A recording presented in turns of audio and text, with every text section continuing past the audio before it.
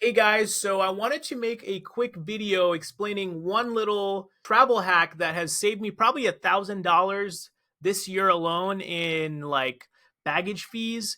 So one thing that if you've ever flew like Frontier or Spirit or even like United now is they only allow for personal items. You're booking like a normal ticket and then they try to charge you, I don't know, like 70 or $70 or something depending on if you don't have baggage included.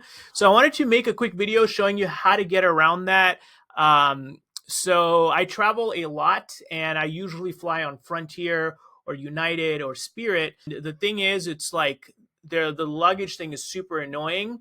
So how I've dealt with that is at first I bought this little backpack. They call it like a personal item travel backpack on Amazon. The problem is I don't want to be carrying a damn backpack when I'm walking through an airport. I just went somewhere for traveling or whatever. So there's this really cool company called Takeoff Luggage, and I actually own one of their suitcases. So you can find them on like Amazon or on their own website.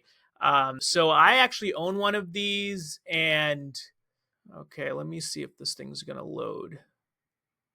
Okay, so anyway, so I own one of these, and how it works is the wheels come off of the suitcase so that when, if anyone at the gate asks you to like put in your baggage, it works. And then so you just take off your baggage, they give you like a little pouch to put the wheels in, and you can just use it as a personal item. And it's a hard shell suitcase, works just like a normal one, and probably it's definitely saved me at least $1,000 this year, not more.